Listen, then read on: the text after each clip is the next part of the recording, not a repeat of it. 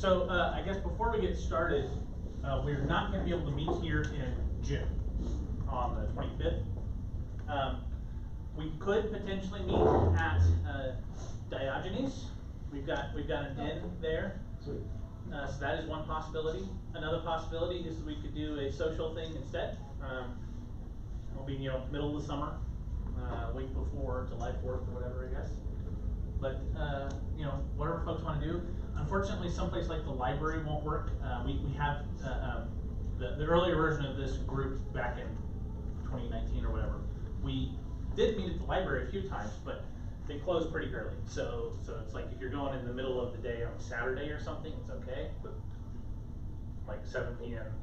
at night's not going to work. My only request is that you send out an update about where it's going to be, because I will just show up here. Yeah.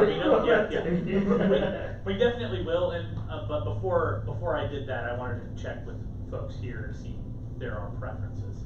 I'm biased, but I vote for Diogenes. Diogenes? It's 5 minutes away from my apartment. Where's Diogenes? Up north. Yeah. What is Diogenes? It's a hackerspace. It's a hackerspace, but it is way north. Yeah. So the other co-organizer of this group, Rob, he's involved with Diogenes. So that's in And so yeah. So it's we could potentially meet there. I assumed that we would not be able to. Apparently we can. He said that there isn't anything happening that night, at least as of now. And I think he has the ability to tell everyone else to. That said, he was also felt the idea of finding someplace in downtown and doing a social night was also a compelling option. Or going to a coffee shop and trying our hand at some, seeing if we could collaborate on some proofs or something. That could be an interesting thing to try. But wanted to see what folks' opinions were on that. We should be able to meet here for July through October. We got it verified today that we are on.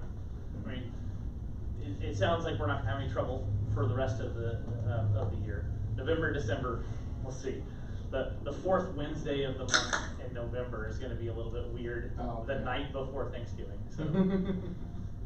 And then the fourth Wednesday of December is usually within a few days of Christmas, so that may also be a little bit of a weird spot. Are you against a formal methods potluck?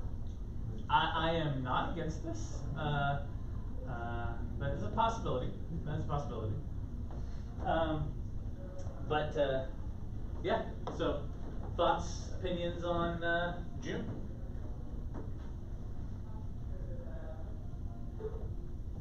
Downtown someplace, or Follow you wherever. buying coffee or whatever? No? Okay.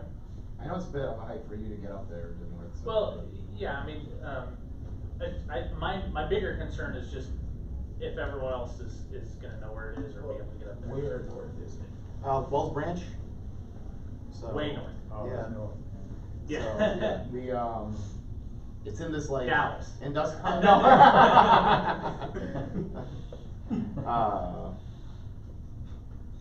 No, it's right where Mopac becomes a fully paid highway, essentially. So, like, right at that transition. Right at that transition. Where it goes from expressway to full, yeah. It's literally the last, it's on the last exit, the last free exit of Mopac going northbound. So. I know. But not quite Round Rock yet. No. Okay. Yeah, not quite round about that. It's, but it would be about as far north as Cedar Park, just in the Austin Park. Oh yeah. No. You don't have to move that far east though. You're just going straight up. Yeah, it's just straight. Yeah. Yeah, it's just straight. So Cedar Park being northwest, but this would be like just north. So it's north of the domain. Yes. But south of Round Rock. Yeah. So west of Pflugerville. So it's between Pflugerville and Cedar Park. It's 13800 Dragline Drive. I can show you guys on my map real quick. I guess we do have computers. Yes, we yeah. And we don't need to just it's at the place where the thing happens. So the So the domain is like right here, and so it's further up. Or is there like a? Actually, you have the projectors, I guess. Mhm. So. But. What is the name of that club? Oh, Colette. So, oh yeah, that's the other thing. If you guys have, oh yeah, if you have wives that put GPS trackers on your cars, you probably should not know. Oh, this is the one that's next to. Yes. Yes. The reason why the rent is so cheap, although it's not cheap anymore, it was cheap for a while. So, and it might be cheaper again potentially for some inside baseball, but yeah. Okay, let's pull this up here. But. Well, yeah, so yeah, because it's not on It's Google not on Maps, Google yeah. Maps, So but Colette, if you go there, you'll see that like, oh, this is not the door I was supposed to go into. I'm going next door. I'm more worried about like my advertising that I'm gonna get after plugging it into the Google Maps. I know, right? Well, What's Colette? I don't know what Colette is. It is a swingers club. Yeah, swingers club. Oh. But, That's not a problem for me. yeah, so. you can probably tell. What? They can probably have the difference between us and swingers. Not necessarily. You never know. So there will be a formal methods after party. Oh man. The formal methods formal. See, it's the Oppenheimer way after all. Yeah. So. Okay, let's see. Going yet? Let's see if he's recording. Okay. We should be getting recorded soon, if not yet.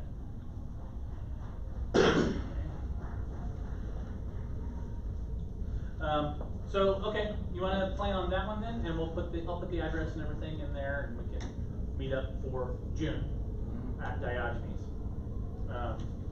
and then we'll July and forward we'll be back here, and there's a chance I will be out in August over in Europe going to there's one of the conferences over there. I'm trying to figure out if I'm going to that one or not. The week after, there's a conference I am going to over there, but we will see. Wait, Google Maps puts up the thunderstorm warnings? Yep. Huh. Nice. But specifically in Bastrop, not in. Well, I think it stopped here now. No. The next one's coming over Bastrop, not here yet. Yeah. So. All right, let's go ahead and get started. So, welcome to the Formal Methods User Group. Before we get started, we got to thank Capital Factory. They are giving us this space. If you are interested in co-working or whatever, here's the code that you can get into it. Maybe we need to close our door. We can. Oh, it doesn't matter. Oh, they are? Okay. That's fine. In addition to Capital Factory, we also have the hookup from Zulip. We have a free Zulip. It is private invite only, so if you are interested in getting into the Zulip channel, hit up one of us who has admin access. I think a couple of us in here. I think you do too. I don't know. Right. Anyways, come ping me or whatever is fine. We can get you access. And just to reiterate, formal methods are techniques and tools which use rigorous mathematical logic to design, analyze, and verify systems with provable properties like correctness, reliability, and security. So that kind of gives you kind of what is the kind of stuff that we're talking about here. So we're going to start off with what is temporal logic.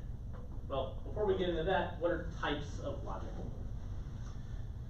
So you've got first order logic, which is used to reason about kind of the mathematical objects themselves. So it's like numbers or anything that you might describe as being elements of a simpler set.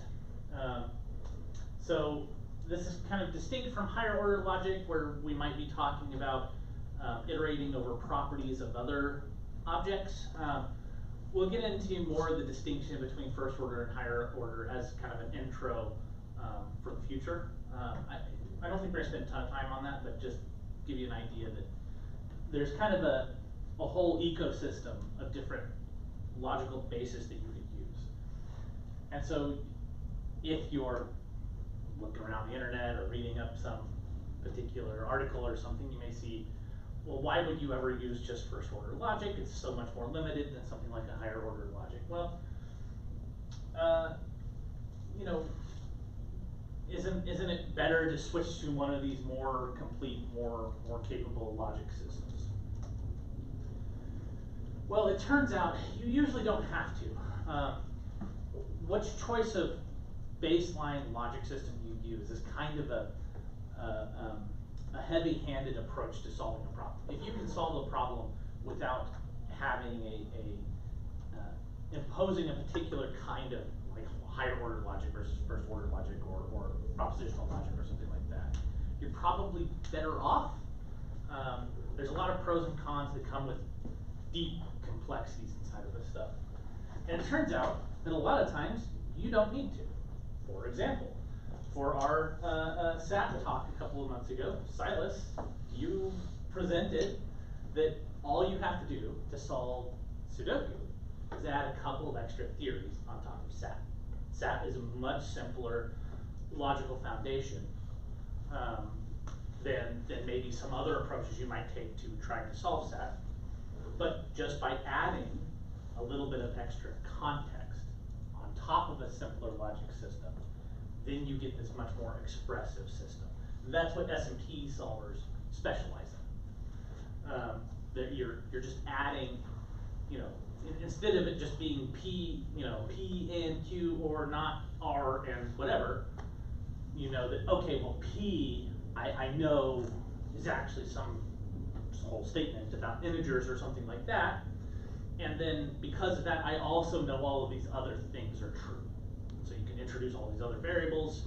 You know, you start caring more about, you know, outside ideas like eco-satisfiability rather than trying to solve a particular instance of something or things like that. There's a lot of tricks that you can do just by imposing an extra layer of context on top of the base system. Yeah. So for this example, I don't recall, was theory for arrays already included in Z3, or did you have to add that theory? Well, I was about to ask the same thing about what that's referring to, because in the example I used, I'm not sure where the boundary was there, but I mean, I defined the variables with reference to like building off the concept of arrays. Yeah. That was just like a simpler way to like refer to them all. I could have like hard-coded this variable for this flag, this variable. It was a way to allow me to like iterate over and express the constraints in a way that involved Python's iterators. Yes. That then plugged into the library. So once you were using that capability on top of Z3, it knows enough context about what it is that you're describing to add the necessary tools, the necessary assumptions about the structure. So the way that you are interacting with Z3 in that standpoint, Z3, that's what kind of makes Z3 really good at this kind of stuff, is it has a lot of tools out there which look like they're primitives from the perspective of the user, but in reality it's doing a whole bunch of groundwork where it's just adding extra theories on top of a SAT solver. So it just pulled in those theories based on how you configured it. Because I've seen, like for example, it knows whether you're using integer arithmetic or real arithmetic based on whether you're using decimal points or not, right? So it's doing something like that, right? Yes, absolutely. So yeah, Z3 has a lot of tooling on top of it that's trying to, that's what makes an SMT solver clever, is it knows, based off of the way that you're interacting with it, what are the things it needs to add on top of the SAT solver. And so in this particular case, we were taking advantage of the fact that Z3 is a very good tool at figuring out, it's got all the the work done, I guess you could say, of figuring out what are the things it needs to put on top of SAT to get this really useful thing. And so that's just to demonstrate this general concept of, like, even if you're talking about a really simple logic system like SAT, that problem, just adding a little bit extra suddenly makes it so you have a lot more capability. ACL2 is an example of a system that's just using first order logic. That's all they've got. Now the other theorem provers that we're probably going to talk about in the future, like Isabel and Rock and Lean and whatnot, they have got higher order logic capabilities. But ACL2 is just first order logic, and yet is still widely used in specific industries. And how is that? Well, the answer is kind of like what we did with an SMT solver on top of SAT, where we're adding just a few extra pieces, and then suddenly it's useful for a lot more things. ACL2 does the same thing. They add just a few extra pieces on top of just first order logic, and then all kinds of useful things come out of it. I'd like to drill down on this. We can come back over low on time. No, we got plenty of time. I'm not sure. Well, I'm just not sure what the boundary is between what like I did and like what array theory it needs to add, because it seems like the SMT solver there like doesn't need to know about the concept of arrays. Like to the extent that I was using arrays, I was just passing in like what's functionally a block of variables. It doesn't need to know that they're arranged as an array. What I'm doing is the same thing. It's just I handed in 9 variables and I said. But even then, you're talking about combining specific combinations and stuff of these 9 variables. So let's suppose I'm not sure how Z3 happened to convert that one into what it was doing on top of SAT. What you were describing to Z3 wasn't pure SAT where it was, because you were even using like different specific values, and you had to know that this one had to be present and not that one, and things like that. You were able to represent these concepts, but it had to have those aren't simple booleans anymore, and so there had to be some extra something. Right, no, from the integers to like booleans, it doesn't have to do. Yeah, and so that's the trick. Is Z3 is and all the SMT solvers, that's what they specialize in, is figuring out what it is that they need to add on top. So in the same way that we've talked about, you know, an SMT puts a few extra bits on top of the SAT solver, and a few extra bits going on top of a first order logic system like ACL2 gives you a whole bunch of useful systems that you can use for practical purposes. Temporal logic is when we add an idea of discrete time on top of first order logic. That is kind of the baseline of what you get with temporal logic. And so what do we mean? So why you know, discrete time? You know, I specifically called out discrete time. Why discrete time? Well, you know, in physics, you know, we may be talking about continuous time, possibly, you know, there's, you know, edge case physics like Planck times and things like that. Let's throw that out for the moment, because that gets into right. I was going to say, questions. just assume continuous time. Yeah, we should. Value is much harder to reason about than just saying it's integer time, basically. Exactly, and so that's the thing, is a lot of the things that we might want to do with time. If you're dealing with continuous time, you know, like, you know, I throw a ball and it has this kind of trajectory that we can calculate with calculus or something. Well, okay, continuous time, then there are tools that you can use for reasoning about that, but they don't work very well with pure logic, or at least they don't work the same way. If you can reduce the problem to discrete time, so it's like this time, and then there's a gap, and then this time, and then there's, you know, we're making jumps in time, concrete jumps in time. That makes it a lot easier to do logic about these kinds of things. And where that comes up a lot is inside of computers. So we can be talking about, you know, operations inside of a CPU, like clock cycles or whatever, inside of a CPU. all the things that are happening in your program, they're not happening continuously. You know, they're happening. You've done some things. You've saved some variables to memory. You know, run some operation. Each of these things is happening at a fixed time. In fact, that's one of the things that's kind of cool. My professor in undergrad had this really interesting thing that was kind of mind blowing to me. It was like the way that computers go is that they keep stopping. Yeah. And so it's this weird, Yeah. what the clock is doing inside of the CPU is forcing everything to stabilize and freeze in time. And so what's happening is as your CPU clock is running, it sends this signal out that causes all of the circuits to stop across the entire CPU. That is what is happening. And so it is the fact that the whole system is freezing in time is what allows you to have things that change in a discrete way inside of a CPU. It is the stopping that allows you to go.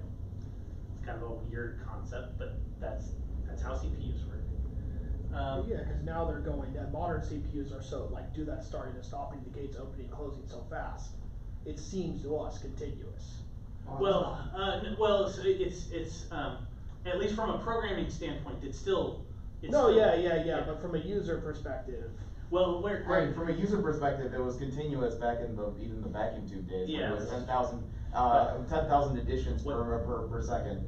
And one so of it's the like- things that is kind of cool about the modern CPUs is that they have to be careful about where they put it, because now the frequency is so high and the chips keep getting bigger and bigger that we run into this problem where, because of the speed of light is not fast enough, and so the amount of time, if you put your clock at like the corner of the chip, the amount of time it'll take for like just the speed of light to get from one end of the chip to the other. Now we're talking about a significant portion of your entire clock cycle because the clock cycles have gotten so high. So they're now to the point, you know, a couple of CPU generations back, they had to get really careful about where they put the clock. Now they're to the point where they have to do these tricks of like, they don't think of the clock cycle going through the CPU as a fixed moment in time like they used to. Now it goes through these waves. Yeah. And so it's a propagation wave of causation.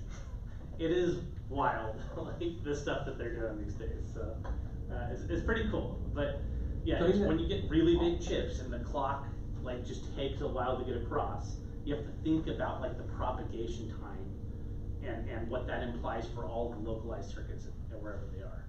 I think that's part of the reason that they're trying to like move the memory onto the chip, because that way they can run it at a faster clock. Because otherwise, like if it's separate from the chip and they cannot run it at a faster clock, like precisely because like of the reason that you said. Well, yeah, well, so that then gets into the clock cycle of the motherboard, which is another thing. Like you have the clock cycle of the CPU, and then you have the clock cycle of different chipsets on the motherboard. that's more of a signal integrity issue. Well, okay, there's The way that RAM is routed is, instead of sending individual clocks to each chip, you just have one trace that essentially goes through all of them, and then you have to spend all this time training and figuring out what that skew is for each chip. And so, moving it closer to the CPU also accelerates that a lot faster, a lot too. Okay, but your memory timing is not running off of the CPU's like internal clock cycle. When you see like your 4 gigahertz CPU or whatever, your memory is not running at the 4. Like your main memory is not running at 4 gigahertz. Like, that is a separate clock that's managed separately.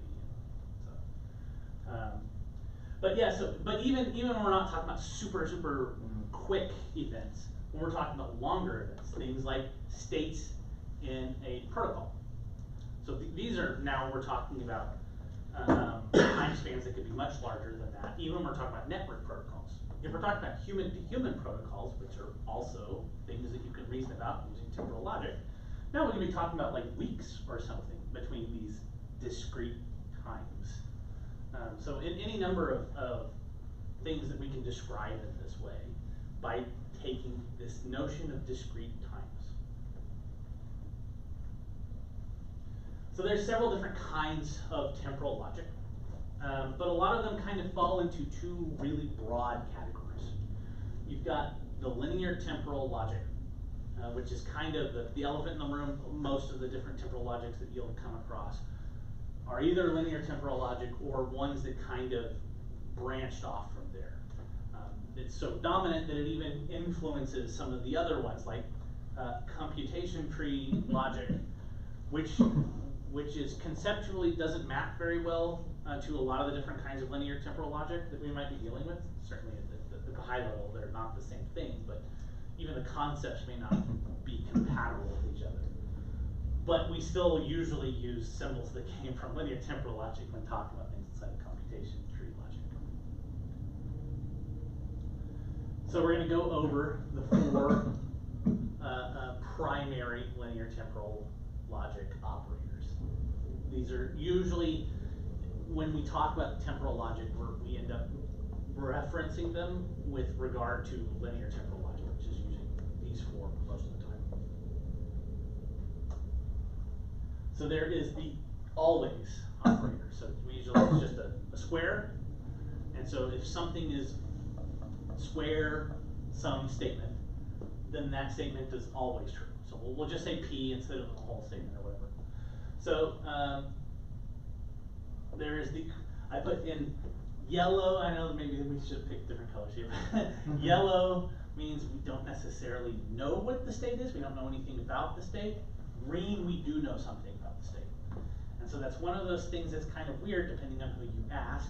Things like, does always mean including now, or does it mean only including in the future? That is something that's going to change from place to place. I think more often you're going to see them referring to things changing in the future, so that's what I used in this. So what always P means for all future states, so these are state 0, state 1, state 2, whatever up to state n, these states go on potentially forever. So for all future states, P is true. That's what the square P means for all future states. P is true. And P could be some compound thing, maybe involving other temporal logic symbols. It just means that in the future, P is always true. So that's as opposed to diamond P, eventually P. So maybe it's true here. We don't know. We just know that at some point in the future, P is true. It might be true now, might be true in the next state. We don't know for sure, but we just know that eventually P is true. Yeah. Does LTL permit you to make multiple statements in a single time step? Yes. Okay, alright. So, we'll get to that in a minute. So, sometimes, so I skipped over that. Sometimes you'll see always written as globally, or they'll use a G if they're afraid of LaTeX, which maybe I should have been, but I'm not. I'm not as afraid of LaTeX as apparently I should have been. For eventually, some people call that finally instead, and those people more often use the F instead of the diamond, but again, same thing. A little bit less, so always and eventually are by far the most common symbols that you will see inside of temporal logic formulas, but there are other ones that are important. Next, so circle P means it is the next state. So we don't know if P is true right now. We know it's true in the next state, but I don't know if it's true after that. Maybe it's not anymore. And you'll see X instead of the circle sometimes for next state. And then you've got until. So P, U, Q means P is true until Q is true. So for example, again, we don't know if P is true or Q is true right now, but in the next state, we know that P is true until Q is true. So maybe Q is true, maybe Q is not true, we don't know, but we'll say for here that Q is not true. And so P continues to be true until Q is true. So now, here's the question, is P still true here? Yeah. I don't know. Oh. Maybe P is still true, maybe it's not true. So potentially, we could move this one to Q is here, and so then P, we know that P is here, and Q could be here and not here, or maybe Q is here in the previous one, so, yeah. Are there standard, like, this is the, using this convention or whatever? For it's like good. the always for the, It will probably depend on your, particular area that you're talking about. I think people within a particular domain, if they're talking about like distributed systems, or if they're talking about, security protocols or whatever, there's gonna be some standard meaning for these things. how do you determine these meanings? That's a good question. That's why we're here with formal logic, and with, the formal methods user group, is the answer is, you have to get those things hammered out. And you might not. How is this notation not formalized? I know, right? Formal methods. That is an excellent point. But I think as long as you're consistent, it's probably okay. It doesn't necessarily have to be consistent across the entire community. As long as everyone knows enough. Yeah, So- exactly. Yeah. I have a question related. Is eventually exclusive of next? So is it, No. if I use eventually, it could be next. Yeah, it could be next. Yeah, absolutely. So that's why I put yellow here. We don't know. Maybe the P So the would fact be that here. next exists doesn't mean eventually, they're not necessarily separate things. Yeah, so that's one of the things. Some of these imply others. So for example, What next implies eventually? always, wrong direction. Always implies eventually. Yeah, so Oh, next, yeah, and it next implies doesn't- eventually. and it implies until. And it implies until. Yeah, but next implies eventually, it could just be eventually. That's right. Next, yeah. Next implies eventually as well. And so next does not necessarily imply always, Right. unless you had always next. So that's the thing, if you had square P, square circle P, Yeah. so that means it's always the case that next P. Is Well, equivalent to always. Isn't That's always P. Isn't that redundant? Yeah, isn't that redundant? It's either, now I say that, Yeah. maybe not, cause then that gets into the question, well, okay, Doesn't always include it's a either, zero. it either means always P, or it means Every next other. always P. Yeah. It definitely means one of those two things. So you have to define that up front. Yeah, exactly. Which ones are interexpressible? I guess the Yeah. first two obviously can give each other, and then the next can give the first two as well, right? Yeah, so. And the third one, I don't know. Always The last one. always implies eventually, and it implies next, and it implies until. No, I mean like like how many definitions do you actually need? Because like the always and the eventually can be expressed in terms of the other, right? Oh, yeah, yes. How many modal operators do you require for this? I think you would need to have always, eventually, and next. Why do you need always? Is there a- Isn't always just not eventually not and vice versa? I Not see, always I see, not I is see what you're eventually, right? saying. Yeah. So by combining with not and things Yeah, like yeah. that. I think I think the basis is, until and next. I think with those two you can construct. Until and next. Yeah, you can construct all Yeah, the cause then operators. those are separate things. Yeah, until is really overpowered though. Well, Can you that's get what- until from the other ones? So the fact that we don't usually see until makes me think that's the case. Like in practice, when you're looking at people talking about temporal logic in various other fields, you will usually see always and eventually, and you won't see the other two. Yeah. Now, in very specific areas, that's different. Like if you're talking about like, there are people who they're dealing with like database transactions and things like that. If that is the field that they're talking about, you'll see a lot of next in that. Yeah. Oh, and like probably like state machines and state transitions where each state transition is actually clause. Yeah, whereas, but, but you or can have like multiple events. security protocol stuff is another place where you'll see next happen a lot. What you probably aren't gonna see next in a lot is consensus protocols. Doesn't usually come up. Those ones do effectively run on a continuous time, and next is the only discrete one, right? Yes. always eventually and until can work with the continuous. Well, they're discrete in each other, but they're not discrete in states. Yeah. Yeah, in time, the time can be continuous for Yes, exactly. 1, 2, and 4. So if they are, the other ones are causality discrete. Next is like state discrete. Yeah. And so you could have the other ones could be represented just with causality only. Yeah. So that means that like something happened. So if we say that we don't have like a clock of any kind, all we have is like this thing, and now this thing the state has changed, and so now, well, without having like a generalized state, you know, if you don't have a clock, then next doesn't make sense.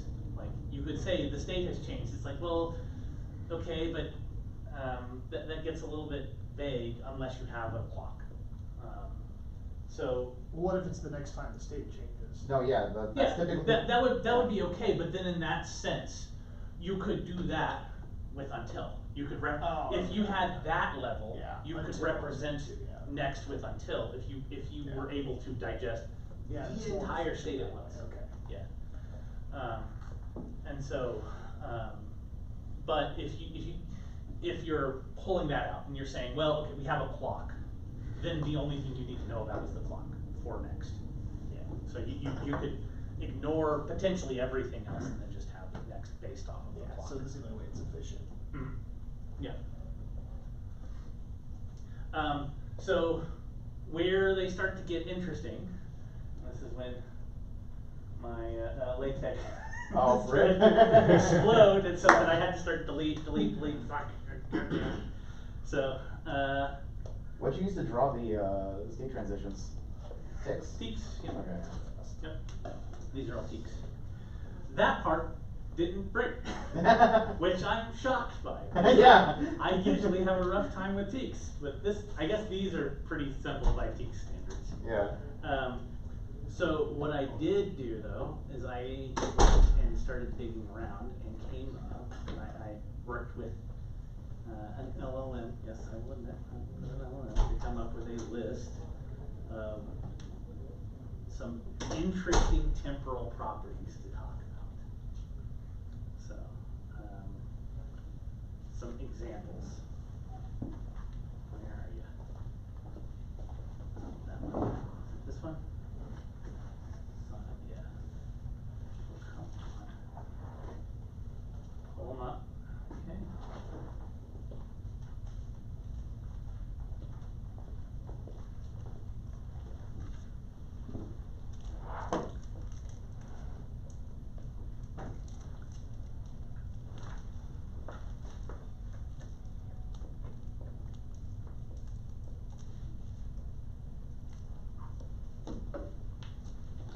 What did I do on Google?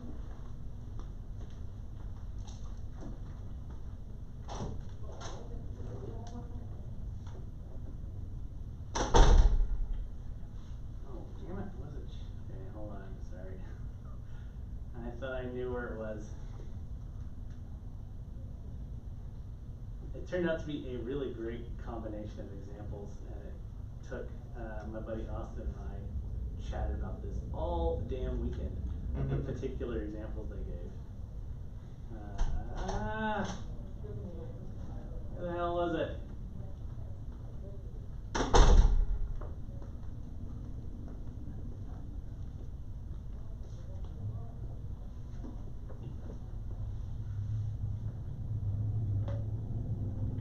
Okay, here we are.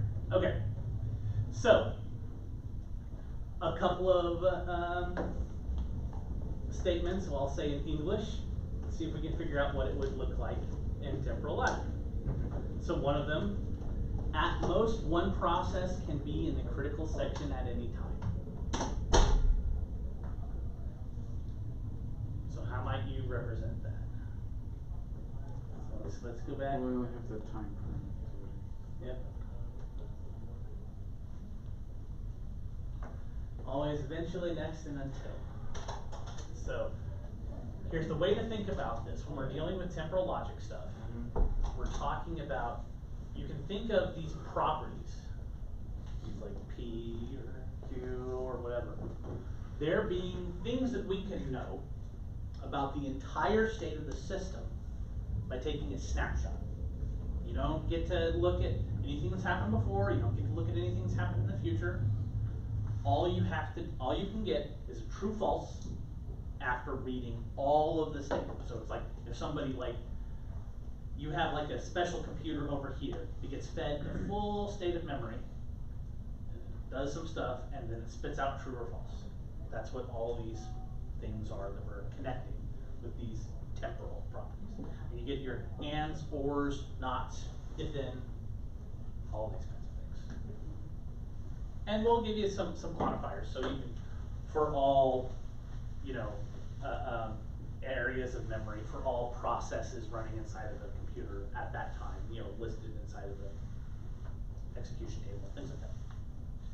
So I was wondering if you just had P and Q, could you say something like, not Q until not P? And then Like similar, Q in the process. not P until not Q. Sorry, P and Q in the process. Yeah, P and Q, I'm just saying, yeah, there's two propositions representing, so Yeah, when yeah, P you is could- true, process P is running, and when Q is true, there's a process Q is running. Mm-hmm. I'm just thinking aloud here, whether you could say something like not P until not Q. Yeah. So this particular one where we're saying that at most one process can be in the critical section at any time. The way we might represent that is say, so a lot of these properties start off with an always. Yeah. Because we say, Right. Yeah, at most one process can be in the critical section at any time. Yeah. There's this that sounds nice in English, but what we really mean is that that statement is always true. Mm-hmm. So a lot of these properties start with an always right out front. Well, that starts off the at all time, so now we're left with the Yeah. weird part, which is the one, at most one. At most one process. Can we, So we'll say you can get a quantifier as long as your quantifier is over not properties but objects. So we're doing first order logic. So that means you can do for all memory locations. You can do for all processes. Okay. You can do it for all over, concrete nouns. You can't do for all over ideas. You can't do for all logic statements, things like that. so, Not sure where that leads. Yeah, I like that earlier one, starting from two processes and saying not P until not Q, which means P is true. Oh crap, but that means at most, you can still have not P and not Q. Yeah. So we could say that P means so before getting into the all Sorry, I'd the also add the converse to that, which is not Q until not P. Yeah. So I'd add both. we can I don't know if but that's a word, but that's. you're absolutely right, and all of the ones that you're saying are logically equivalent to an and. And so what we could say, for the moment, we'll just say that we have P and Q are the only two processes. We'll just assume that for the moment. So P means process 1 is in the critical section, Q means process 2 is in this critical section. What we're saying is always the case, well, P, P one. NAND Q. well, but it needs to be the conjunction of all inverted conjunctions of all Yeah. processes. And so That the way for you all can do processes, that, P NAND for all processes P1 and P2. P2, yeah, So it's Okay. so it means always, yeah, and then you have the normal yeah, universal quantifier for Yeah. all processes P1 and P2. So the Mhm. P1 and P2 are in the list of processes, Mhm. so it's some set. okay. It's a set of concrete things, so Oh, we're yeah, not talking P1 about. and P2, yeah. Yeah, so that's first order logic still. So always the case that for all P1 and P2 in the processes, it is not the case that P1 is in the critical section and P2 is in the critical section. So Yeah. it's a not always, and so then you could distribute that because there exists. Always. Yeah. Sorry, I think I missed this. So if we're using P1, P2 to delineate different processes, what is Q then? Well, Oh, we were just saying if we were starting off with making the problem a little bit simpler and saying, we're gonna get so rid of eliminating it for Q all. and then we're just gonna do P1. Yeah, Yeah, okay. Q was P2. I think I missed that part. So, and, yeah. Yeah, we could try to see if my Yeah, I do see LaTeX. that in front of me because. Or I guess let's just read the raw, let's just read the raw LaTeX. Oh, it wasn't written in LaTeX, but I'll give it Oh. a shot. Let's try it. So. Okay. the, This may be famous last words, but Fuck it, let's we'll do try live. it. Yeah. Try it live. Temporal logic examples. Okay. The, Okay. Frame. the, Okay.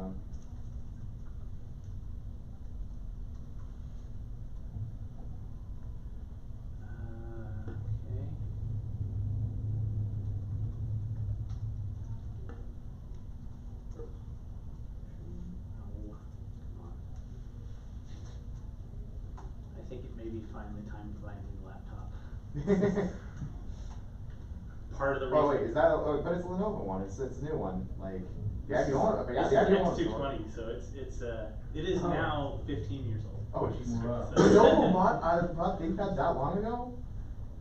What? Jesus. Yeah, I thought this one, well, this No. one's actually the parts one, but yeah. No, I thought Lenovo bought, like, bought ThinkPad from Oh, I now. think, Like yeah, no, 10 years that was, it no, feels- it was like 20, well, it was like 25 years ago, but they didn't change the name until like 20 years ago. Wait, really? Yeah, They bought it in 2000? something like that, yeah.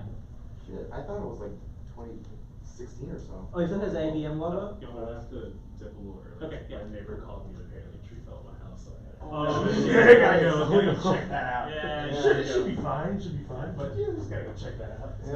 Yeah. Wait, do you still have IBM logo on it? No, it's beyond. It's Linux. Somebody didn't wanna realize how old they Uh, are. mine is also like Lenovo. Somebody's in denial about how old they are. Yeah. But I will see y'all Yeah, I at think the I was- swingers club. Yeah.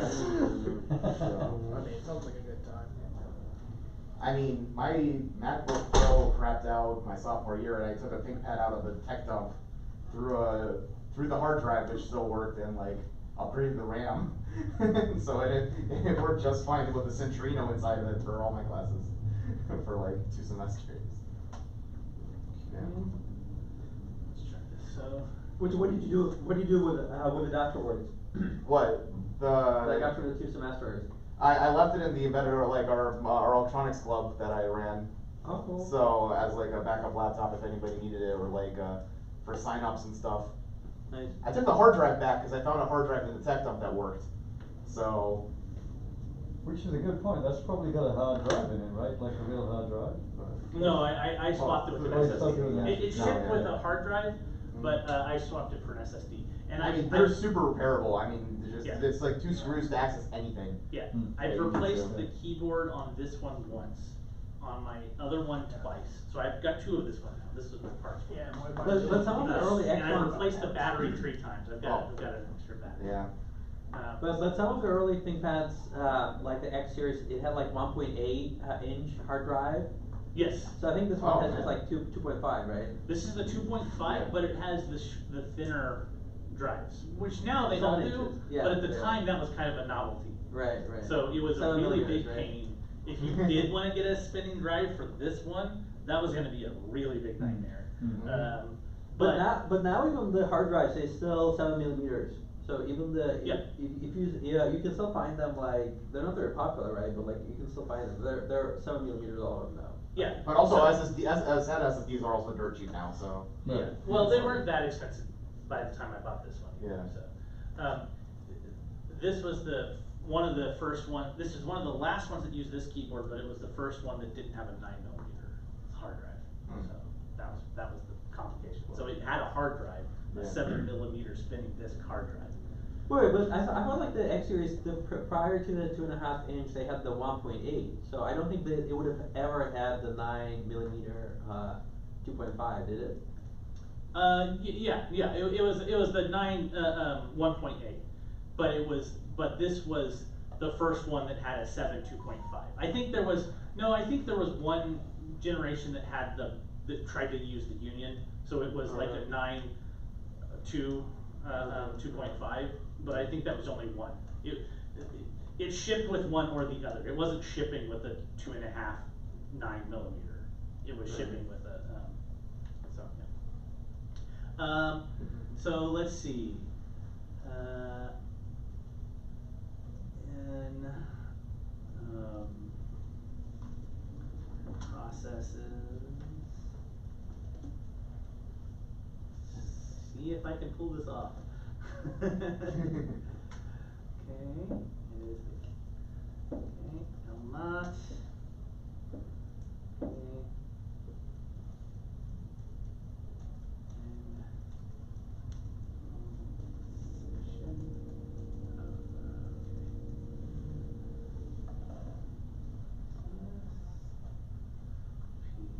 One.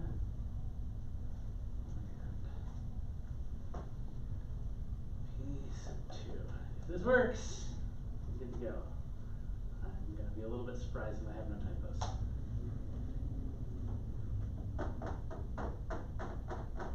Oh. Okay. Ah. There you go. Cool. Oh, nice, yeah, okay, there you go. Okay, so you remember it as a combination of NAND. In critical, yeah. Why Yeah. you got no primitive symbol for NAND? Well, okay, I mean, Also, okay, but I looked at the symbol for the NAND gate, I was like, that's Well, for a gate and a well- circuit diagram, that's not a symbol. I mean, Well, we could do NAND, it. so- LaTeX definitely has it. Pipe Like- is technically NAND, but in like, What it's is a technically NAND? pipe, The pipe like in vertical Unix? bar. Yeah, vertical bar is technically NAND, No, but that's- it's also OR Yeah, in logical. Verilog and everywhere else. Sorry, Yeah. what do you mean, like, The vertical bar is In what typically, context? like, it formally is supposed to be NAND.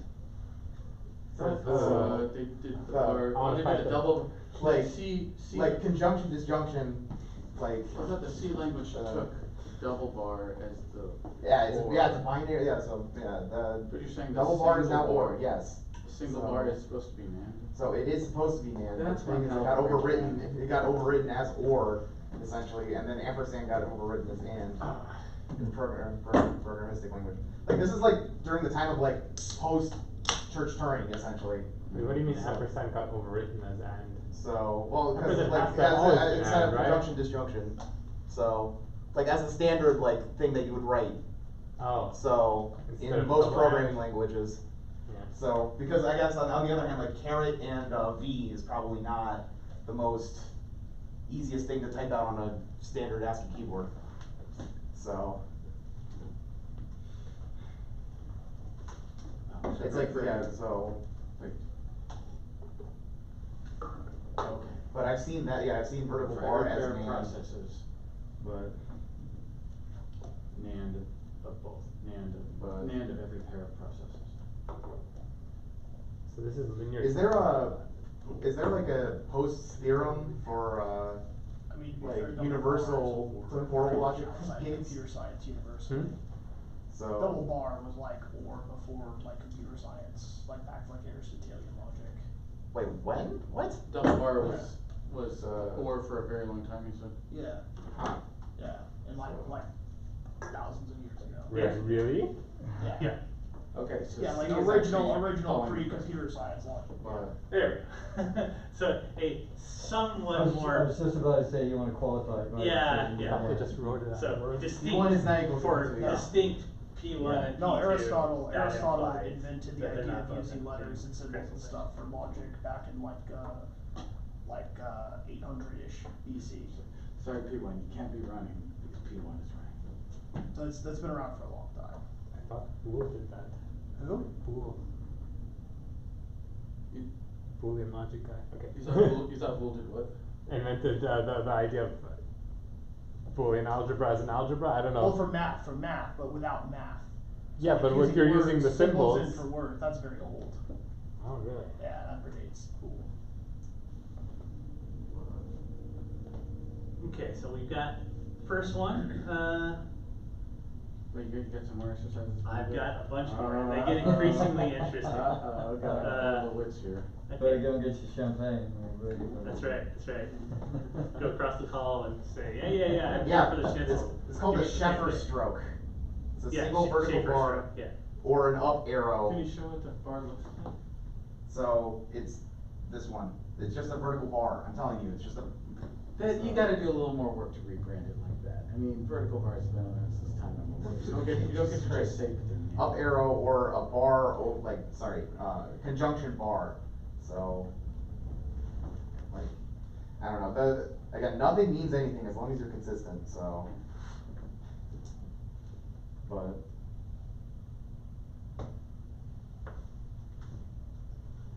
Okay.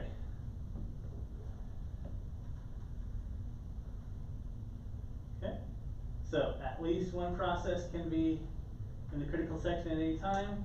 We've decided that's it, right? So next one, the system never accesses deallocated memory. Did you introduce memory allocation as a primitive?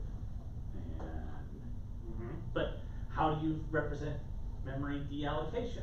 We're talking about a moment in time, right?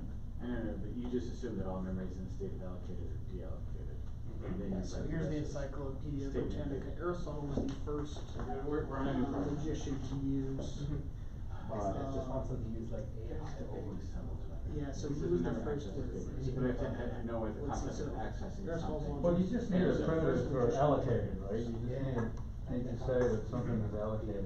Right, like, for any This is- memory this unit, is the Right. concept of Can we- allocated or not allocated. Allocated or not allocated. Can we prove its negation? Yeah, State yeah. that memory memory accesses only happen to allocated memory. I don't know. I remember the double Would that be order valid? Could, but- for. Where it's If we can oh, do yeah, that, we no, should be that's able to do not this too. but yeah.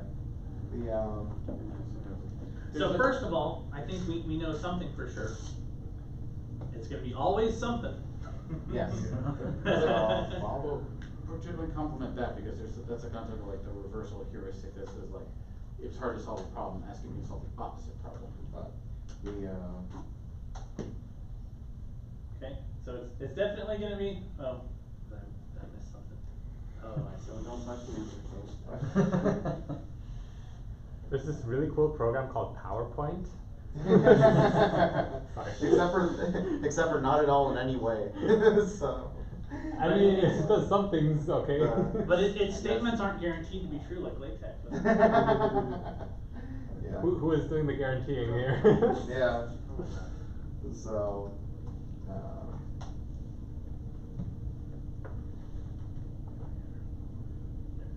So, okay, so we know it's gonna be always something.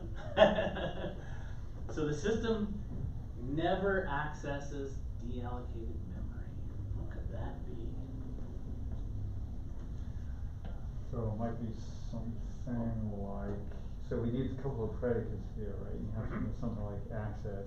Yeah, Right, system access is a primitive, memory allocation is a primitive. Right. You don't have system access and for all memory, system access, not both system access and memory deallocated. Well, and I will also point out, allocated. Yeah, if it's currently Access. allocated, never access it again. And For all- deallocated seems to have some intrinsic Oh, temporal right, properties right, in right. itself. Oh, okay, so after allocated. I mean, memory. it was allocated at I one kinda point. squashed So that by saying- allocated, there was allocation at one point, Yeah. and then the allocation no longer is happening. So, well, I mean, shouldn't the statement be that the only memory access should be in the heap or in the list of allocated Okay, memories? that's cheating. We should be able to represent this idea without having to go into the specifics of the operating system. Well, it's like this until thing again, right? That's what I'm thinking. I love until. Okay, we can use until. But Yeah. Right, some to do with the until- fact that, right, cause he's talking about the history of it, right, so. Until it's deallocated, you can access it. You can access it until it's deallocated. Well, no, but the issue is that afterwards the property just goes away. It's not that it turns into the opposite. It's not true, true, true, true, true, false, false, false, false. It's true, true, true, true, true, X, X, X, X, X, X, X. Don't care, don't care, don't care, don't care. But if currently is being So- deallocated right now, then for all points in the future, we're not accessing it. That would be so that means that it creates an always afterward at some point. So at the point of deallocation, it creates an always statement that this thing will not be accessed again until reaccessed, I guess. Or wait, I guess until it gets And reallocated. it's worth pointing out, the thing that definitely jumps out at me about this particular statement is I think the way you would represent it is different in computation tree logic than in linear temporal logic. So, a detail that we didn't go too much into computational tree logic, but one of the things that's important to remember about computation tree logic, which is different than linear temporal logic. So if we go back, oh wow.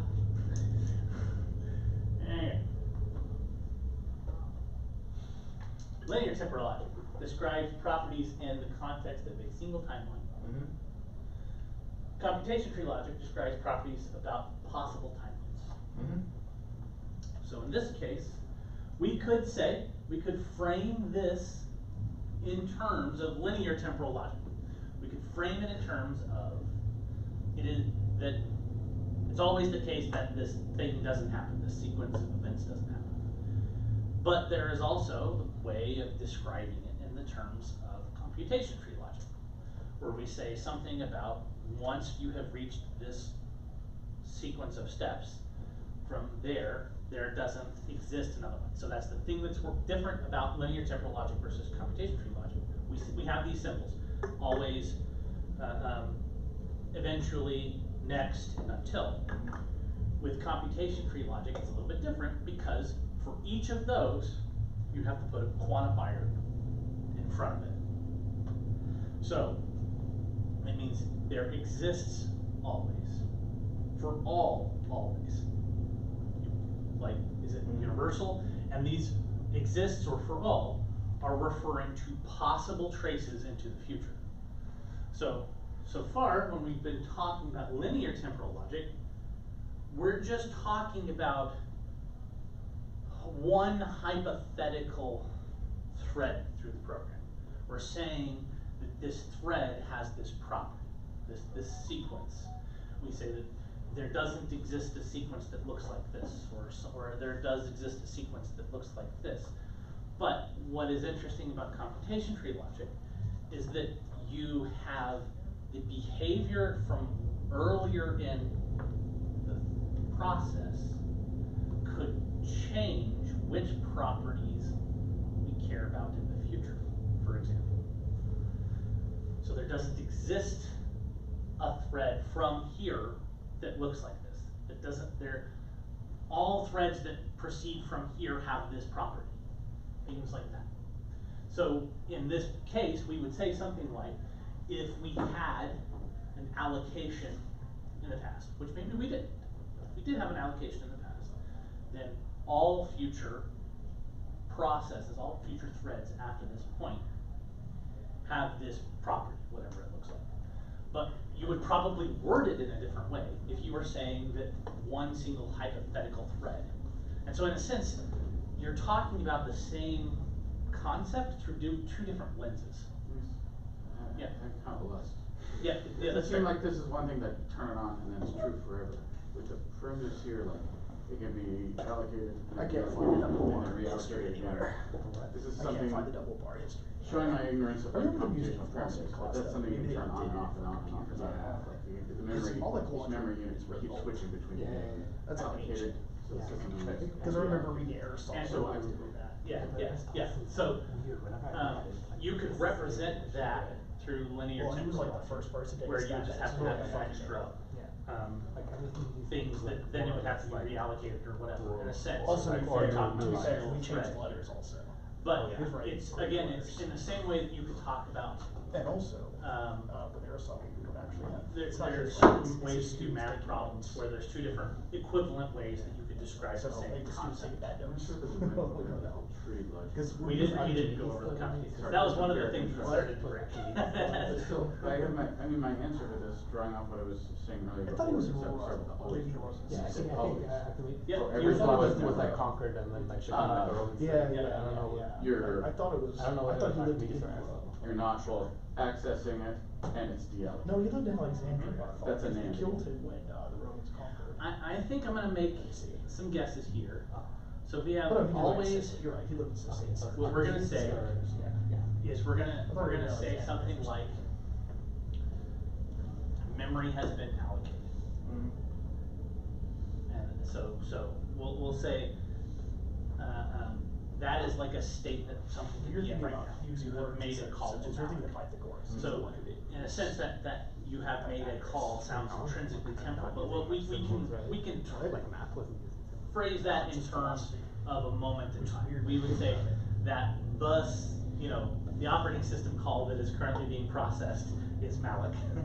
that statement is a moment in time. And so if we have next clock, we can say in the next clock after malloc has happened, now we can say something is true. So algebra. Well, it wouldn't just be next, it would be like futures. well, no. So malloc is what changes it to be allocated. Well, wait, so here we just say like, free and or dealloc or realloc of whatever memory. After that, always, no access to that memory, essentially, right? We're always not accessing It's it. the system, the memory keeps switching back and forth, so back to Does, my original. are we allowed to reallocate the deallocated memory I in this assume we case? are, I assume this is something that switches back and forth. So That- if we we need some kind of did that, then buffer we would state need to that is include like that that. into this temporal statement Yeah. as well. Yeah, so this is, once it's deallocated, that memory is gone forever. Yeah, potentially. I mean, Or- according to the statement, right? Or we can bake that in to the temporal definition. We could save that if we want to. So then we need the. Is that, do we want to or do we not want to? That's a fair question. So Somebody tell me why my easy solution doesn't work, it's like, always, you're not both accessing it and it's deallocated. Or, Yeah, and to full disclosure, that's what Claude said. Exactly what you said is what Claude said. That said, I didn't feel super great about that, given, like you said, Yeah. deallocated Yeah, the seems to past have tense, three right. different temporal states in it. So if we just assume that once it's deallocated, it stays deallocated, right? No, it just Then seems you want like- something more powerful than that, right? You wanna be able to say, well, I thought that someone just said. In oh, a sense, You I'm need to, saying you need to represent access the some temporal external state. state of, so like. it's not something that's just a binary thing. Well, Because It it's can, like, it can be, and that's the thing, is you're right in that regard. If you Sorry. choose to make it that if I way. can, I'm trying to just understand where it fits in and if this matches something we actually want, which I know it's not the statement, but it's like, it's more like, you want to only be able to access a memory that you've allocated to the program. Mhm. That's what you're allowed to use. Once it deallocates it, you can't use it anymore. Yeah. But Yeah. more broadly, we also don't want it to access the memory if you never allocated it in the first place, which is kind of the subtext. Well, what if, But it's okay, not well, I mentioned. thought someone suggested this, like, we should basically say something like, always the case, that, if it's deallocated, then, always, not accessed M. So deallocated M, always. But I'm assuming the concept of deallocation is a concept of, it's possible for the memory to then be allocated. Well, okay, if we just keep it simple and say that we're just not gonna allow it to be reallocated, once it's deallocated, that's it until, all time. Yeah, we can have the reallocated be like, that we can encode that with an until somewhere, right? Yeah, Yeah, but it's until. If we're currently deallocating, it implies that it will be deallocated until it gets reallocated, until a reallocate But that goes happens. back to it just being a binary state. It inherently has to be. There, somewhere in the system, there exists a table of acceptable memory values that have been allocated as like blocks of memory. And so it's like, Can I just throw it away and say what we really want, which is, system can only access memory currently allocated to it. but. yeah, So that's- we need to That means you can't define, access it. yeah. That means you can't access it if it's never allocated to you, you can't access it if it's allocated and then revoked. Well, yeah. you Again, can do we're- that. Yeah, access implies currently allocated. No, I mean, you can just, No, yeah, at all, you can just do stuff, you can just read from arbitrary locations in RAM technically, like around the microphone. If you don't have a, if you don't have an MMU, yeah. So that's the one that you described. Yeah. So it is not the case that there exists something in memory, M in memory, such Yeah, that you have access access M M, and deallocated M. Yes. That is definitely one way, and that is the one that Claude was saying. But I'm also saying,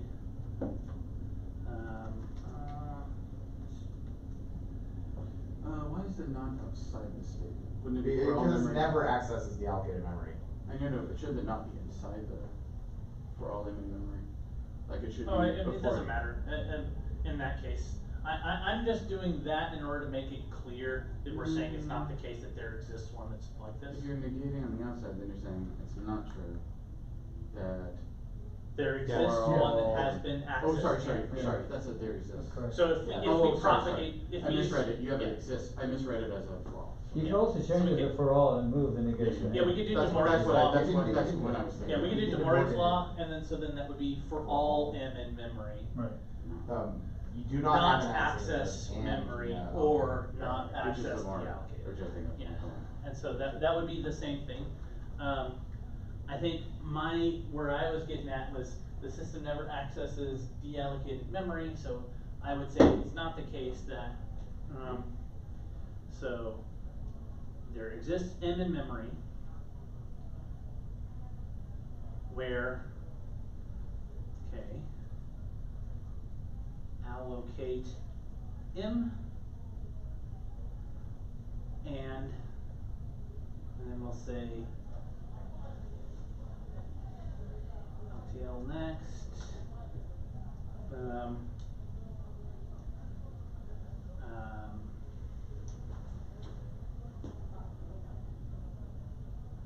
What would it be? So it would be after allocation. And before deallocation. Yeah. But it's like, how do you, yeah, it's like, Well, just not allocated, right? Just not allocated, then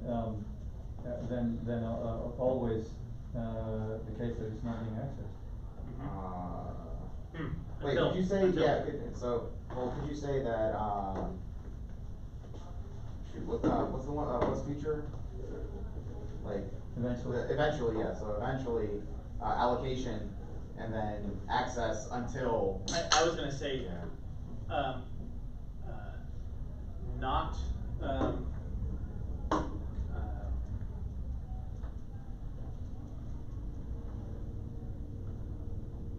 so it would be like so allocated would be,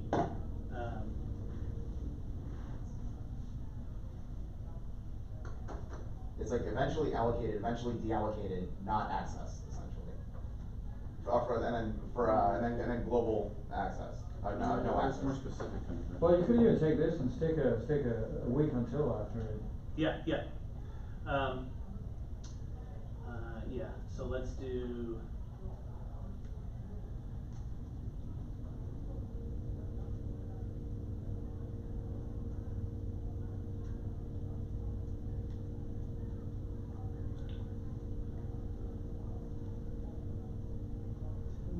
Because this is kind of implying, yeah, so this is the issue that Silas is bringing up, that this is implying a sequence of events of, there was an allocation, the allocation, it's basically we're stating no use after freeze, or are we stating that this is like, or is it just a general statement that only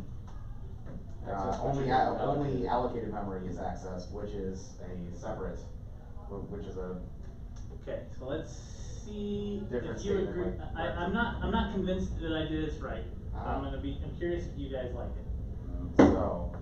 Oh, I should split it Until, better. like, deallocated. There exists, it's not the case that there exists memory, and, this is, Ron, this is, and until there exists, yeah, that's right.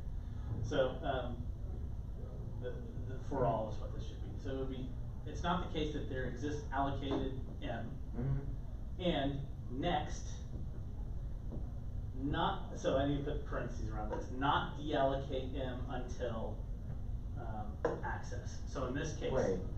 it would be that we have not deallocation. So we're making, in a sense, it's kind of the weird way that you think about linear temporal logic, is we're saying it is not the case that deallocation of M has happened until for always not allocated. But I mean, So that means there's no more access from here. so After the. Until always not access. So the allocation will only happen after never accessing it. Yes. Yeah, so, I guess Yeah, that the parses, allocation, but yeah, exactly. The, It's actually wrong, But, because I got yeah. the not out here in Yeah. front, so. Well, I was just wondering about the knot at the front. Yeah, and so- that's bad. yeah, the not's extraneous, but the, Sorry, what is the circle? Next. So I definitely need to So put after parens. relocating in the next state, Yeah. you don't. Okay, so that. Wait, no, but this presumes, So is this model saying that we can reallocate memory at any time, or in other words, it's not for all time deallocated? Yeah, I like the time of this break. I don't have any, well, no, it's just that, reference about so, reallocation here. yeah, it's just, M is allocated and the next step is not a deallocate unless there's never an access in the future, is what they're trying to, That's right. So I guess back to square one, it's like What? deallocation, a like permanent thing. No, well, so the thing is that as soon as allocate fails, the rest of this doesn't matter until allocate happens again.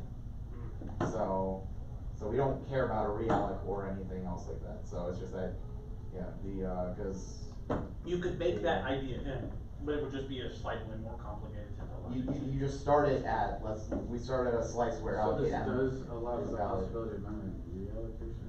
It doesn't say anything about that, so, Yeah. so I would say no, but, Okay, why does it not make the deallocation in time? Wait, no, but the thing is that, yeah, like, Silas is right, the thing is that like,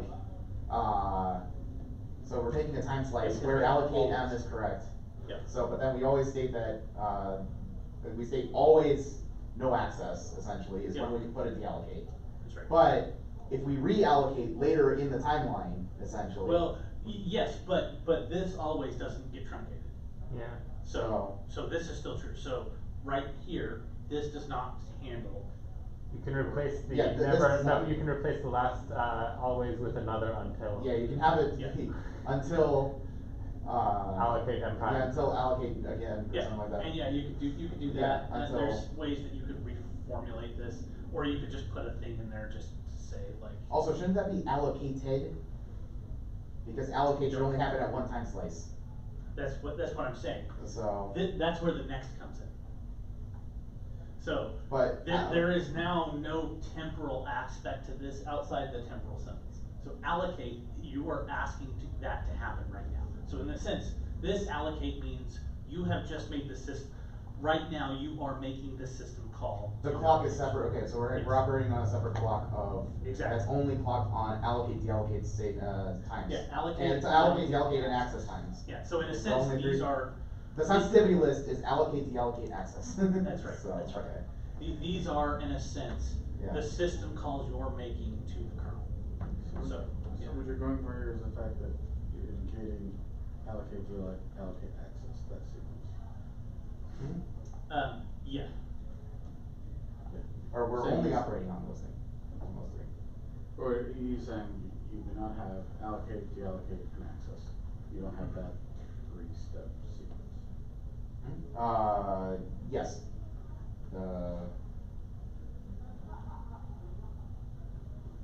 And this is a segue into why you need model checking. Mhm. Yeah, well, and that's the thing, temporal logic goes really, and that was one of the things I was hoping to get to. Wait, Temporal logic works really well with model checking, that's the idea, is a lot of the things you're doing with a model checker is you're checking them against a temporal logic statement of some kind, usually. Right. Yeah, like I'm staring at that, I'm still trying to make, there's like too many negations are there for me. Yeah, this, Yeah. to get so, my head around. I should clarify, this one is wrong right now, so before you get dig in too much, Yeah. because I have So- this not, this should be a for Yeah. all instead of a not, Yeah. so I did it backwards, But, no, but shouldn't this be, I'll fix that real quick. and should that not be next, but rather eventually? Yeah. Because the fact that you can have multiple memory accesses, because the sensitivity list is allocate, deallocate, access. You can have allocate, access, deallocate. We're not saying anything about access before the deallocate happens. We But, just well, said no, not we're saying that the deallocate. next state in this Yeah, that chain shouldn't- that is not deallocate, Mhm. if there is an access. Either allocate is a, event, or it is a, state variable, essentially. Yeah, you. It's either you're- allocate or allocated, essentially. Yes, like- in a sense, allocate means you have made this, the system call allocate. This Okay. means you have made the system call deallocate, so this is malloc and free. Malloc But free, those don't and have, then- but those don't have to be adjacent to one another to like. Yeah, No, so- it just says not here. Yeah. Yeah, so Yeah, if we but just so put instead of another time next- thing between, then we should still, they still violate that condition. But, so yeah, so if we have allocate, access, deallocate, and then another access, technically that's, cause we're only checking that the next state is, not deallocate, we're not checking the one after that. So it should be in the future. So, no, this So then, just what are we means, stepping? this just means that this statement becomes true at next. That's what this is saying. This is not saying we only have to check it next. This means this statement becomes true at next. Because there's an always right at the front, there's an always right up Yeah. front, so Well, that means. that has to do with the allocate here, No, but this next means that in the next thing after the allocate. In other words, the next primitive can apply to logical expressions, not just the That's right. states. That's right. But it's true at every time point, because that outer, Yeah, thing, right, so basically, I mean, I guess I'm saying, I think it's correct, right, because saying the next state, there is no deallocate. There, that is what this is the one that I think is right. If hard to read and maybe Yeah. not usable. It's right, I think. It's saying for all M in memory. Okay, so always, for all M in memory, right now in this moment, we're talking clock synced, okay? Mhm. You have just run malloc. Yeah. Okay, you are running malloc right now. Mhm. So that means in the next clock cycle, this statement becomes true. So now it is not deallocate M Wait, until this is from also now on. You're no- saying you're always allocating now. You're always allocating everything. Oh, yeah, it's not and. Yeah, not and, sorry. It implies. Yeah, not and, it's an implies. That's right. But the, Oh, this is a very active I mean- computer. Yeah. Always allocating all memory. yeah. It's like all the That's things. what Windows There, does. there we go. This one. So, if allocate M, then next. Sorry, go to the next state.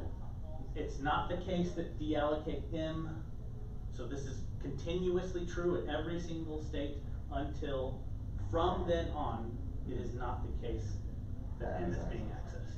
Yeah, the only reason that that's is you're saying it starts from the next state. It doesn't start from this state, it starts from the next one. That's right. This whole. The rest of this starts at that one. Can the person not applies to deallocate, not the whole thing?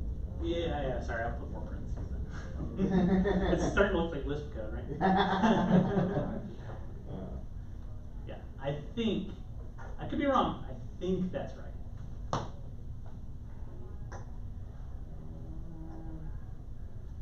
There we go.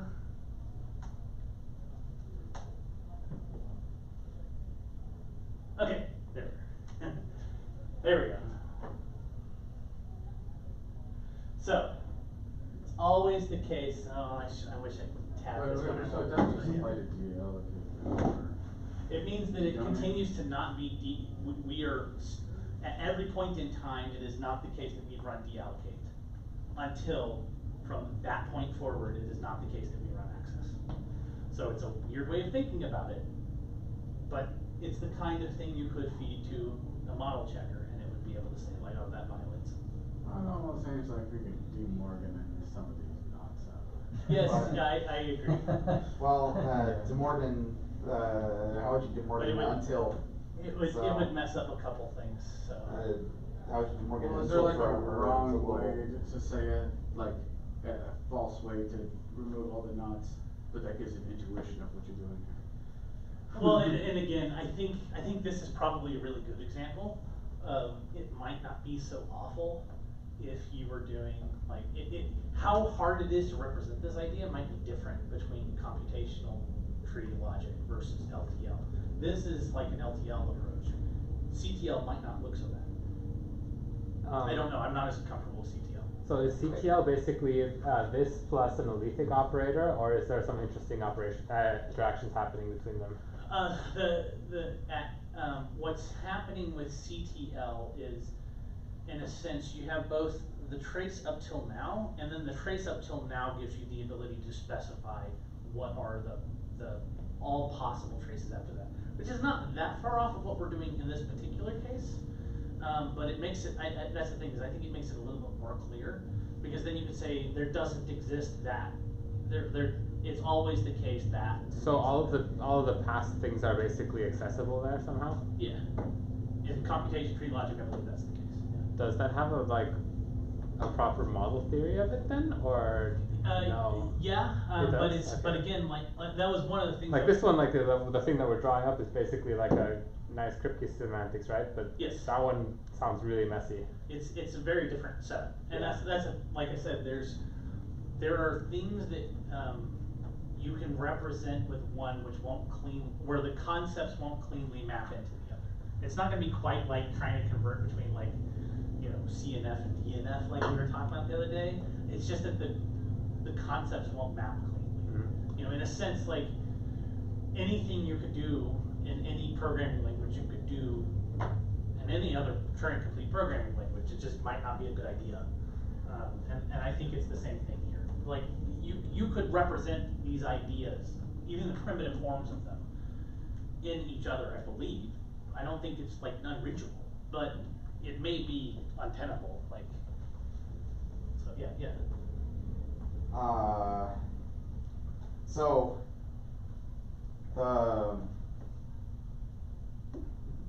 for this, like, until global not access M, could we replace that global with like a not access mem until allocate M? Because the fact that, so like, because it's like, it means that as soon as you deallocate, you never access it in the future. But what if you, will this statement as it is right now, if it gets reallocated in the future? Yeah, this statement doesn't have anything to do with reallocation, so it wouldn't work. So if you would include instead of that global, another until Yeah. of not access M until allocate, would that handle the reallocation case? Because you're just, Potentially. realistically, aren't we just stating that between deallocation and allocation of M, there are no accesses? So Yeah.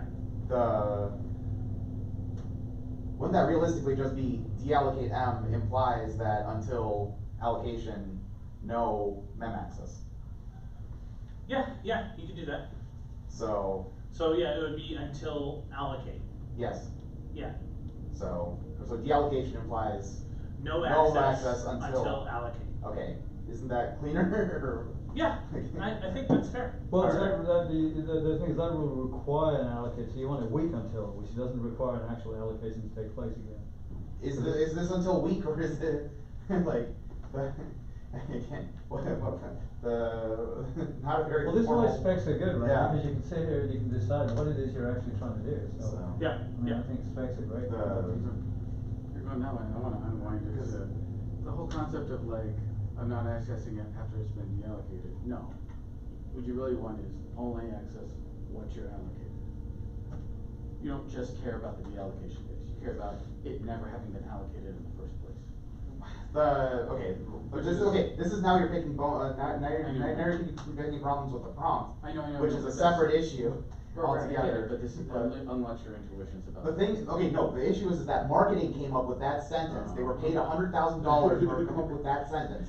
They were given $100,000, 5 grams of cocaine, and like a bunch of peyote buttons in order to figure out that statement. It doesn't change. How much longer do we The have? engineers can't change that. So. Oh yeah, okay, we got Oh, yeah, I get what it. you're doing. We gotta be out of here at 9, so. Okay. So. Okay. Or one more. But the One more. Okay.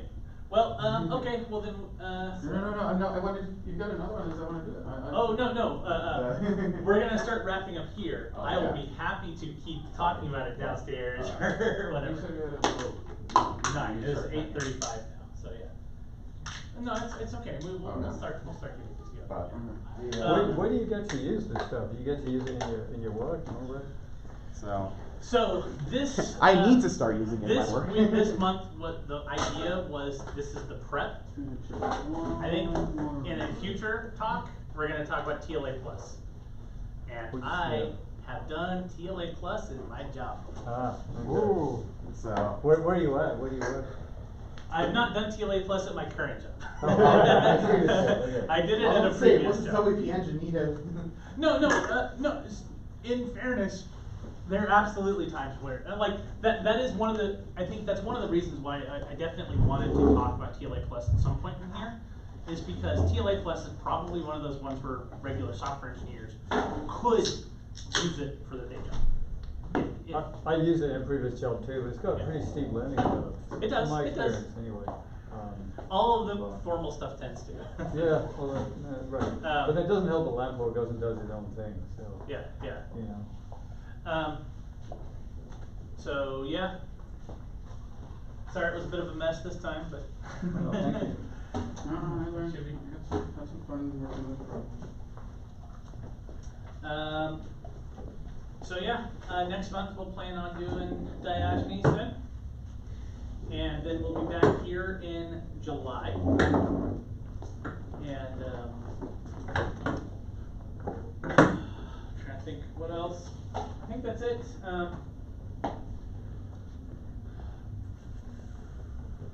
I don't know if there will be stickers at the NASA Formal Methods Conference, but I will, if there are any, I will get some. Oh, do you have any extra of the, I do envelope have, stickers? yes, I've got, Oh, and the press. I want a sticker bomb some. This is a yeah, parking passes, you definitely want those. And I've got plenty of awesome Formal Methods user group stickers, if you want them. Alright, I'll take one of So, those. yeah, Take a sticker. yeah. We got a bunch. But the, I was at NASA Formal Methods back in. Right at the bathroom list. Last May. Oh, really? Down at Silicon Valley? Yeah, Ames. Yeah. Oh, right, it was at Ames. Oh, Yeah. were you presenting? No, I was attending. Okay. And so the next one is going to be in 2 weeks, and it's going to be at William and Mary in Williamsburg, Virginia. Oh, Virginia, oh, okay. Yeah. Oh, I like So that. they swap which one does it, and this year it's going to be the Langley, I Okay. guess. They kind of go back and forth between Ames, and they do JPL and Langley, Right. and then they also do Johnson. Why they're doing Johnson's a little bit weird because the other ones they're actually doing active formal methods research at each of these other locations. They're not doing active formal methods research at Johnson, generally speaking. But I think they want to keep on top of it because that is where they do manned spaceflight. Right, So- they should be using this, Mm. yeah, exactly, yeah. No, I've been to a few NFMs actually, they're pretty good. I forgot about this year, otherwise I would have gone. Were you at NASA then? No, just attending. Oh, okay. I did ACL2 here in Austin a couple weeks ago, so that was pretty Oh. cool. I was so swamped with work that I Oh, couldn't yeah, no worries, no watch worries. the live stream. That is another thing that's kind of cool. Some of the people at the ACL2 conference have said they would love to come and talk sometime, guest speaker. So we got, one of them is,